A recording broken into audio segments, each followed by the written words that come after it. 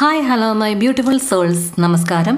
ഇന്ന് പൗർണമിയാണ്. വളരെ അവിചാരിതമായിട്ടാണ് ഈ ഒരു ബ്ലൂ മൂൺ എനർജി റീഡിംഗ് നിങ്ങൾക്ക് മുന്നിലേക്ക് വന്നിട്ടുള്ളത് എങ്കിൽ ഈ ഒരു ഡിവൈൻ ഗൈഡൻസ് നിങ്ങൾക്കുള്ളതാണ്.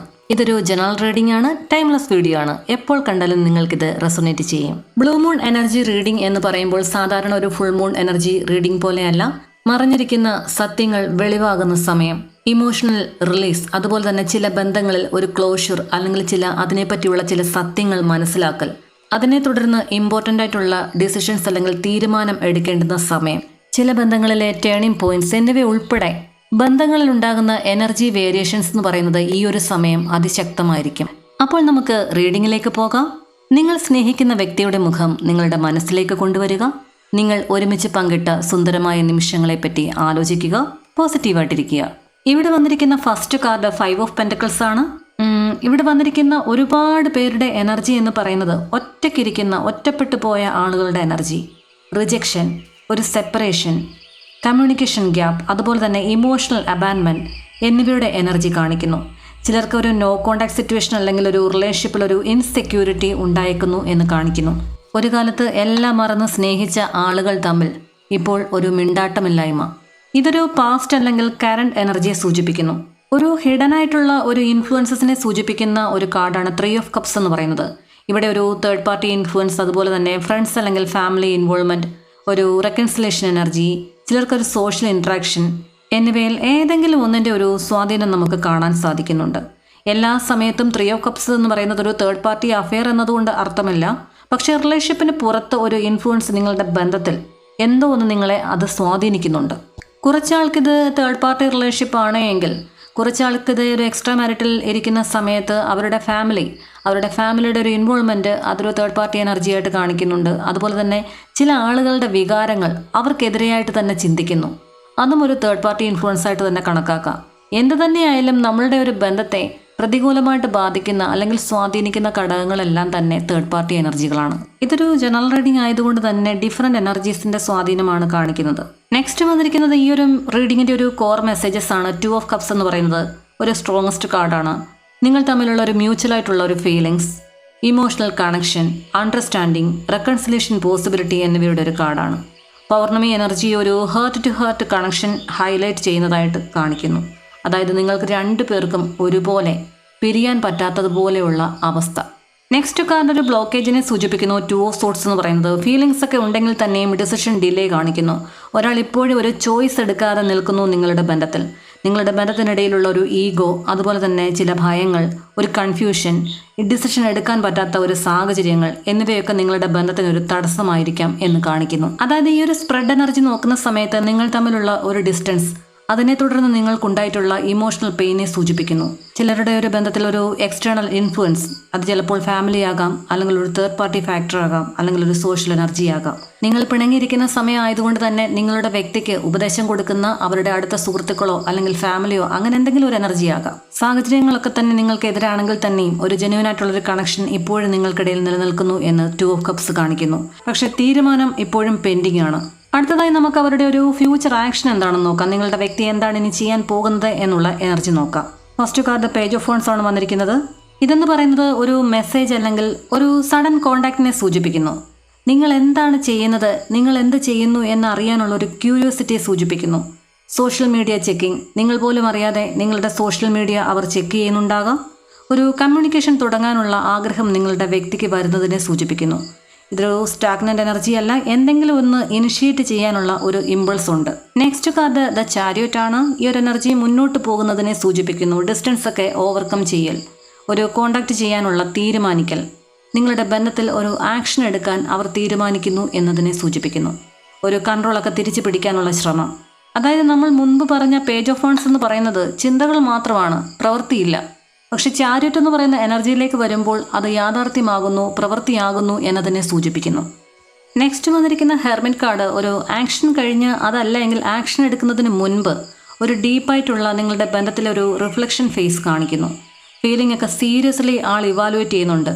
ഇനി എന്തൊക്കെ വേണം, എങ്ങനെ ഈ ഒരു ബന്ധം മുന്നോട്ട് പോകണം, ഞാൻ അപ്രോച്ച് ചെയ്യേണ്ടുന്ന രീതി എങ്ങനെയാണ് എന്നതിനെ പറ്റിയൊക്കെ ഒരു പ്ലാനിങ് അത് ചെയ്യുന്നു എന്നതിനെ സൂചിപ്പിക്കുന്നു. അതുപോലെ തന്നെ ബന്ധത്തിൻ്റെ ഒരു കോൺസിക്വൻസസ്, അതിനെപ്പറ്റിയെല്ലാം തന്നെ വളരെ ഡീപ്പായിട്ട് തന്നെ നിങ്ങളുടെ വ്യക്തി ആലോചിക്കുന്നു. ഒരു വിസ്ഡം തേടുന്നു. അതുകൊണ്ടൊരു ഇമ്മീഡിയറ്റ് ആയിട്ടുള്ള ഒരു ഡ്രാമാറ്റിക് റീയൂണിയൻ കാർഡ് അല്ല ചിലർക്കിത്. കാരണം ഒരു ഇമ്പൾസീവായിട്ടുള്ള ഒരു ആക്ഷൻ കൊണ്ടല്ല, അവർ നന്നായിട്ട് ആലോചിച്ച് ചിന്തിച്ചുറപ്പിച്ചതിന് ശേഷം മാത്രമേ നിങ്ങളെ കോൺടാക്ട് ചെയ്യാൻ വരികയുള്ളൂ.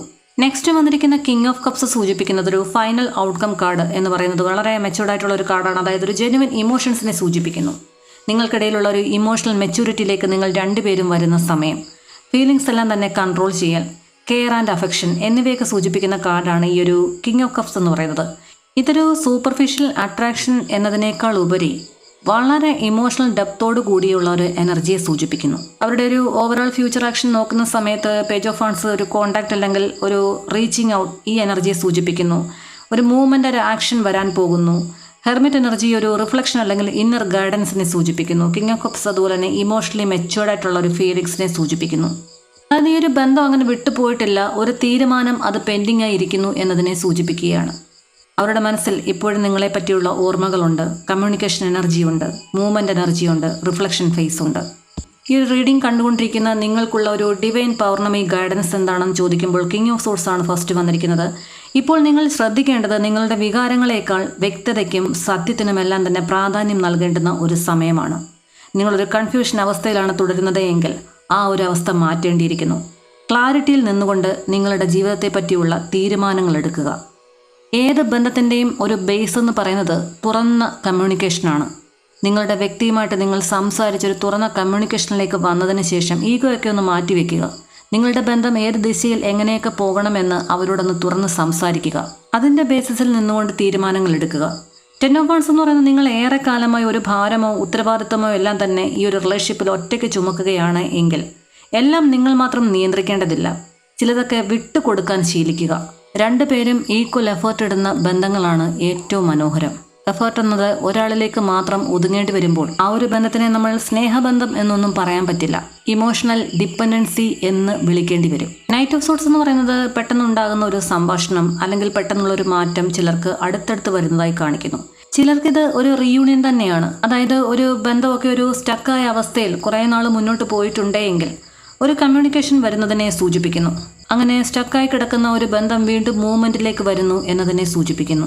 ലാസ്റ്റ് മെസ്സേജായിട്ട് വന്നിരിക്കുന്നത് ക്യൂൻ ഓഫ് പെൻറ്റക്കിൾസ് ആണ്. അതായത് നിങ്ങളുടെ സമാധാനവും മൂല്യവും നിങ്ങൾ തന്നെ സംരക്ഷിക്കുക. സുരക്ഷിതത്വം, സ്ഥിരത, സെൽഫ് വർത്ത് എന്നിവയാണ് ഈ ഒരു പൗർണമിയുടെ അനുഗ്രഹമായിട്ട് ഇത് കണ്ടുകൊണ്ടിരിക്കുന്ന നിങ്ങൾക്ക് ലഭിക്കാൻ പോകുന്നത്. പൗർണമിയുടെ മെസ്സേജ് പറയുന്നത് നിങ്ങളെ ക്ഷീണിപ്പിക്കുന്ന ഈ ഒരു ഭാരം അത് താഴെ വയ്ക്കുക. സത്യങ്ങളെല്ലാം തന്നെ വ്യക്തമായി കാണാൻ ശ്രമിക്കുക. മുന്നോട്ട് വരുന്ന മാറ്റങ്ങളെ അത് കണ്ട് ഭയക്കാൻ പാടില്ല. നിങ്ങളുടെ മൂല്യം അറിയുന്നിടത്താണ് നിങ്ങളുടെ സമാധാനം എന്ന് മനസ്സിലാക്കുക. അതായത് ഒരു നോ കോണ്ടാക്റ്റിലൊക്കെ ഇരിക്കുന്ന സമയത്ത് നിങ്ങൾ ഒരുപാട് അവരുടെ കാല് പിടിച്ച് അല്ലെങ്കിൽ നിങ്ങളുടെ ഒരു സ്വയം മൂല്യമൊക്കെ മറന്ന് ചേസ് ചെയ്ത് പുറകെ പോയി കാണുമായിരിക്കാം. നമ്മുടെ ഒരു ഗൃഹസ്ഥിതിയോ കാര്യങ്ങളോ ഒന്നും തന്നെ അനുകൂലമല്ലാത്തൊരവസ്ഥയിൽ നമ്മൾ എന്ത് തന്നെ ചെയ്താലും അത് ഒരു മിസ്അണ്ടർസ്റ്റാൻഡിങ് എന്ന് പറയുന്ന ഒരു ലെവലിലേക്ക് പോകുന്ന ആ ഒരു അവസ്ഥയും ഉണ്ടാകാറുണ്ട്. നമ്മളൊന്നും അറിയാറില്ല. നമ്മുടെ വ്യക്തിക്കും ഈ ഒരു എനർജി ബാധകമാണ്. പരസ്പര സ്നേഹത്തോടു കൂടി വിശ്വാസത്തോടു കൂടി വളരെ നല്ല രീതിയിൽ മുന്നോട്ട് പോയിക്കൊണ്ടിരുന്ന ബന്ധങ്ങൾക്കിടയിലേക്ക് വളരെ പെട്ടെന്ന് പരീക്ഷണ ഘട്ടങ്ങൾ കടന്നുകൂടുന്നത് ഈ ഒരു ഗ്രഹങ്ങളുടെ സ്ഥാനങ്ങൾ അത് മാറുന്നതിൻ്റെ അടിസ്ഥാനത്തിലാണ്. പ്രത്യേകിച്ച് സാറ്റൻ ഇൻഫ്ലുവൻസ് അല്ലെങ്കിൽ ശനിയുടെ സാന്നിധ്യം. അപ്പോൾ ഒരു ഡീപ്പായിട്ടുള്ള ഒരു ജാതക പരിശോധനയിൽ കൂടി അതിൻ്റെ കാര്യങ്ങളൊക്കെ ഒന്ന് മനസ്സിലാക്കി അതിനുള്ള പരിഹാരങ്ങൾ ചെയ്ത് മുന്നോട്ട് പോകുന്നത് ഈ ഒരു മെൻ്റൽ ഡിപ്രഷനൊക്കെ ഒന്ന് കുറച്ച് ഒരു വ്യക്തമായ ഒരു ക്ലാരിറ്റിയോട് കൂടി മുന്നോട്ട് പോകാനൊക്കെ നിങ്ങളെ അതൊരു പരിധിവരെ സഹായിക്കും. ഒരു ലവ് റിലേഷൻഷിപ്പിൽ ഉണ്ടാകുന്ന ഒരു അകൽച്ച എന്നതൊക്കെ പറയുമ്പോഴേക്കും എത്രത്തോളം മിണ്ടാതിരിക്കുന്നോ അത്രത്തോളം മിസ്അണ്ടർസ്റ്റാൻഡിങ് കൂടി വരും. ഓപ്പോസിറ്റ് നിൽക്കുന്ന ആളുകൾ ചിന്തിക്കുന്നതിൻ്റെ ഇരട്ടി നമ്മൾ ഇവിടെ ഇരുന്ന് ചിന്തിച്ചു കൂട്ടും. അത്രയൊന്നും കാണത്തില്ല അവിടെ. എങ്കിലും ഈ ഒരു ഓവർ തിങ്കിങ് എന്ന് പറയുന്നത് നമ്മളൊരു ഡിപ്രഷൻ സ്റ്റേറ്റിലേക്ക് ക്രമേണ കൊണ്ടുപോകും. അത് അനുവദിച്ച് കൊടുക്കാതിരിക്കുക. പ്രാർത്ഥനകളെല്ലാം തന്നെ ശക്തമാക്കുക. അതുപോലെ തന്നെ കൃത്യമായിട്ടുള്ള മെഡിറ്റേഷൻ, സെൽഫ് ലവ് എന്ന് പറയുന്നത് പ്രാക്ടീസ് ചെയ്യുക. നിങ്ങൾക്ക് വേണ്ടിയിട്ട് കൂടി കുറച്ച് സമയം കണ്ടെത്തുക. സ്നേഹിക്കുന്ന ആൾ പിരിഞ്ഞു പോകുമ്പോഴേക്കും പിന്നീട് നമ്മളെ ശ്രദ്ധിക്കാറില്ല. അതിന് കറക്റ്റ് സമയത്ത് ഭക്ഷണം കൊടുക്കാറില്ല, മരുന്ന് കൊടുക്കാറില്ല, വിശ്രമം കൊടുക്കാറില്ല, ഉറക്കമില്ല. കാരണം നിങ്ങളുടെ വേൾഡ് എന്ന് പറയുന്നത് തന്നെ നിങ്ങളുടെ വ്യക്തിയായിരുന്നു. പക്ഷേ ഈ ഒരു സമയം നിങ്ങൾ മനസ്സിലാക്കേണ്ടത് നിങ്ങൾക്കിടയിലുള്ള ഈ അകലം എന്നത് ഒരു യൂണിവേഴ്സൽ തീരുമാനമാണ്. യാതൊരു ക്ലാരിറ്റിയും ഇല്ലാതെ ഒരാൾ തന്നെ ഒരു ബന്ധത്തിൽ എഫേർട്ട് ഇട്ട് മുന്നോട്ട് പൊയ്ക്കൊണ്ടിരിക്കുകയായിരുന്നുവെങ്കിൽ ഇതിനൊരു അവസാനം വേണ്ടേ? ഇതിനൊരു തീരുമാനം വേണ്ടേ? അതിനു വേണ്ടിയിട്ട് യൂണിവേഴ്സ് അനുവദിച്ചു തന്നിരിക്കുന്ന ഒരു ടൈമായിട്ട് ഇതിനെ കണക്കാക്കുക. അവർക്ക് എപ്പോഴും നിങ്ങൾ ഓൾവേസ് അവൈലബിൾ ആയിക്കൊണ്ടിരിക്കുന്നത് കൊണ്ട് തന്നെയാണ് അവർക്ക് നിങ്ങളുടെ മേൽ ഇത്രത്തോളം വിശ്വാസം.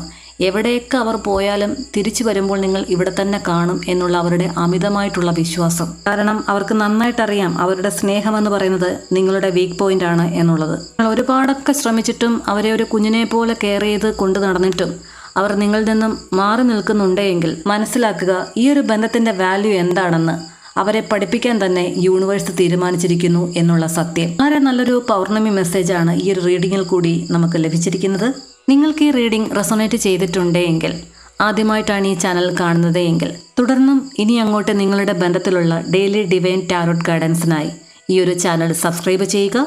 ഈ ഒരു റീഡിങ്ങിൽ പറഞ്ഞിട്ടുള്ള പോസിറ്റീവായിട്ടുള്ള എല്ലാ കാര്യങ്ങളും നിങ്ങൾ നിങ്ങളുടെ ജീവിതത്തിലേക്ക് ഈ ഒരു ഫുൾ മൂൺ എനർജിയിൽ അട്രാക്റ്റ് ചെയ്യുക. നെഗറ്റീവായതും നിങ്ങളെ എപ്പോഴും വിഷമിപ്പിച്ചുകൊണ്ടിരിക്കുന്നതുമായിട്ടുള്ള എല്ലാ കാര്യങ്ങളും ദ സുപ്രീം പവർ, അതായത് ദ യൂണിവേഴ്സിന് മുമ്പിൽ സറണ്ടർ ചെയ്യുക. ഒരുപാട് കാലമായിട്ട് നിങ്ങൾ മനസ്സിൽ കൊണ്ടു നടക്കുന്ന ഈ ഒരു വിഷമഘട്ടങ്ങളെല്ലാം തന്നെ നിങ്ങൾ ഈ യൂണിവേഴ്സിന് മുമ്പിൽ സറണ്ടർ ചെയ്ത് നോക്കൂ. 101% നമ്മളൊരു കാര്യത്തിന് വേണ്ടിയിട്ട് പരിശ്രമിച്ചുവെങ്കിൽ ഇനി ബാക്കി ചെയ്യേണ്ടത് യൂണിവേഴ്സാണ്. യൂണിവേഴ്സിന് വിട്ടുകൊടുക്കുക. വെറുതെ വിട്ടുകൊടുക്കുകയല്ല, വിശ്വാസത്തോടു കൂടി വിട്ടുകൊടുക്കുക. Surrender to divine. ഇതൊരു ജനറൽ റീഡിംഗ് ആണ്. എല്ലാവർക്കും ഇത് റെസൊണേറ്റ് ചെയ്യുകയില്ല. ഫോഴ്സ്ഫുള്ളി നെഗറ്റീവായിട്ടുള്ള കാര്യങ്ങൾ നിങ്ങളുടെ ജീവിതത്തിലേക്ക് അട്രാക്റ്റ് ചെയ്യാതിരിക്കുക. നിങ്ങളുടെ ജീവിതത്തിൽ കരിയർ, അതുപോലെ തന്നെ റിലേഷൻഷിപ്പ് എന്നിവയിൽ ഒരു നിർണായക തീരുമാനം എടുക്കേണ്ടുന്ന ഒരു ഘട്ടമാണെങ്കിൽ തീർച്ചയായിട്ടും നിങ്ങളൊരു പേഴ്സണൽ റീഡിംഗ് എടുത്തതിന് ശേഷം അതിൻ്റെ ഒരു ഗൈഡൻസ് വെച്ചിട്ട് അതിലൊരു തീരുമാനമെടുത്ത് മുന്നോട്ട് പോവുക.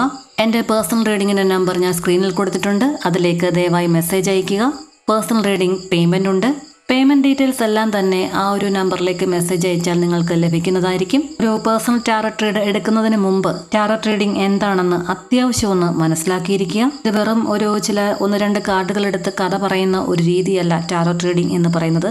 സയൻറ്റിഫിക്കായിട്ട് ചെയ്യുന്ന സമയത്ത് അതിൻ്റേതായിട്ടുള്ള പ്രിപ്പറേഷനോട് കൂടി നിങ്ങളുടെ പേരും ഡേറ്റ് ഓഫ് ബർത്തും ഒക്കെ വെച്ചിട്ട് നിങ്ങളുടെ മാത്രമായിട്ടുള്ള എനർജി വെച്ച് ചെയ്യുന്ന ഒരു പ്രത്യേക റീഡിംഗ് ആണ്. ഇനി ഒരു പേഴ്സണൽ റീഡിംഗ് എടുക്കാൻ പറ്റാത്ത ഒരു സാഹചര്യമാണ് നിങ്ങൾക്കെങ്കിൽ റിലേഷൻഷിപ്പിനെ സംബന്ധിക്കുന്ന ഒരുപാട് വീഡിയോസ് ഈ ഒരു ചാനലിൽ നമ്മൾ അപ്ലോഡ് ചെയ്തിട്ടുണ്ട്. അത് കയറി കണ്ട് നിങ്ങൾക്ക് ആവശ്യമായിട്ടുള്ള ഗൈഡൻസ് എടുക്കാവുന്നതാണ്. നിങ്ങൾ ഒരു ഡിവൈൻ എനർജിയെ വിശ്വസിക്കുന്നുണ്ടെങ്കിൽ തന്നെ എവിടെ നിന്നായാലും നിങ്ങൾക്കൊരു ഗൈഡൻസ് അത് ഡിവൈൻ കൊണ്ടെത്തിച്ചിരിക്കും. അതുപോലെ തന്നെ എൻ്റെ പ്രത്യേക പ്രാർത്ഥനയിൽ നിങ്ങളുടെ പ്രാർത്ഥനകൾ ഉൾപ്പെടുത്തുന്നതിനായി നിങ്ങളുടെ പേരും നാളും ചേർത്ത് കമൻറ്റ് ചെയ്യുക. ഈ ഒരു റീഡിംഗ് നിങ്ങൾക്ക് മുന്നിലേക്ക് എത്തിച്ച യൂണിവേഴ്സിന് നന്ദി പറയുക. ഇത് കണ്ടുകൊണ്ടിരിക്കുന്ന നിങ്ങൾക്ക് എല്ലാവർക്കും സന്തോഷവും സമാധാനവും സമ്പൽ സമൃദ്ധിയും നിറഞ്ഞ ഒരു ജീവിതം തന്ന് അനുഗ്രഹിക്കുമാറാകട്ടെ എന്ന് ഹൃദയം നിറഞ്ഞ് പ്രാർത്ഥിച്ചുകൊണ്ട് നിർത്തുന്നു.